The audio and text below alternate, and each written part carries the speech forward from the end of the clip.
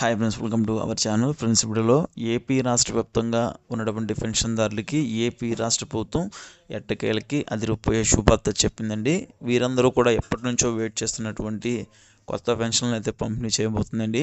కొత్త పెన్షన్కి ఏ విధంగా అప్లై చేసుకోవాలి, ఎక్కడి నుంచి అప్లికేషన్ తీసుకుంటారు, మీ దగ్గర ఉండవలసిన డాక్యుమెంట్స్ ఏంటి అనేది పూర్తిగా క్లారిటీగా వీడియోలో అయితే చెప్తానండి.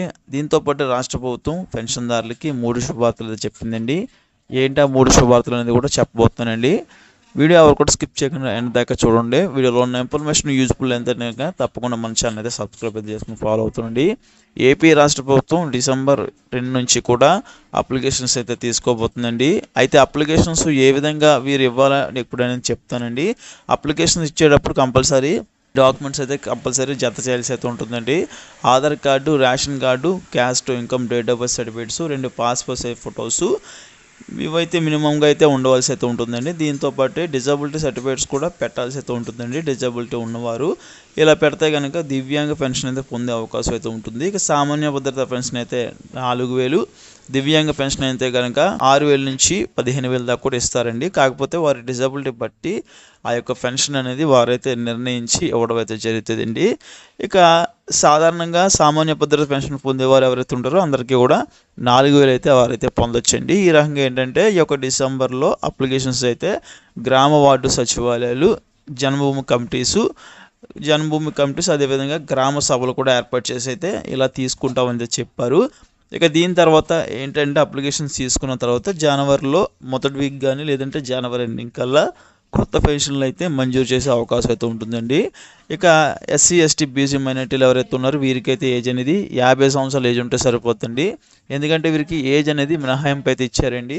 సో మిగతా వారికి యథావిధిగా ఏజ్ అయితే ఉండాల్సి అయితే ఉంటుంది. పెన్షన్దారులకి 3 శుభార్తలు అయితే వచ్చినాయండి. ఏంటంటే కొత్త పెన్షన్ కార్డులు అయితే పంపిణీ అయితే చేస్తున్నారండి. మీ దగ్గర ఓల్డ్ పెన్షన్ కార్డ్స్ ఉంటే కనుక వెంటనే కూడా కొత్త పెన్షన్ కార్డు అయితే తీసుకోండి. ఓల్డ్ పెన్షన్ కార్డు అనేది పనిచేయదండి.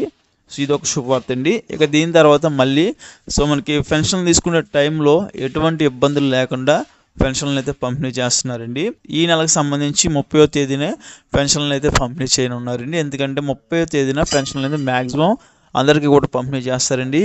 ఇందులో ఎటువంటి ఏమైనా ఇబ్బందులు ఎదురైనా లేదంటే కనుక ఎవరన్నా పెన్షన్ తీసుకోలేదనుకోండి, అలాంటి వాళ్ళకి డిసెంబర్ 1 లేదంటే 2వ తేదీన కూడా పంపిణీ అయితే చేస్తారండి. ఎందుకంటే మొదటి రోజే 100% రిజల్ట్స్ కోసం చూస్తుందండి ప్రభుత్వం. కాబట్టి ఫస్ట్ రోజే అందరికీ కూడా పెన్షన్ పంపిణీ చేయాలని అయితే చూస్తున్నారు. లేదంటే కనుక తర్వాత మిగిలిన వారికి 1 లేదా 2వ తేదీన కూడా ఇస్తారండి. ఇక ఎవరైతే పెన్షన్ తీసుకుందాం అనుకుంటున్నారో అలాంటి వాళ్ళందరూ కూడా ఫస్ట్ నెలలో స్కిప్ చేయొచ్చండి. అంటే ఈ నెల తీసుకోకపోయినా ఇంకో 2వ నెల కూడా తీసుకోకపోయినా పర్లేదండి. 3వ నెల మట్టుకు కంపల్సరీ అయితే తీసుకోవాల్సి అయితే ఉంటుంది. ఎందుకంటే 12,000 కూడా ఒకేసారి అయితే వాళ్ళు సామాన్య భద్రత పెన్షన్ అయితే తీసుకోవాల్సి అయితే ఉంటుందండి. లేదంటే కనుక పెన్షన్ అనేది హోల్డ్లో పెడతారండి.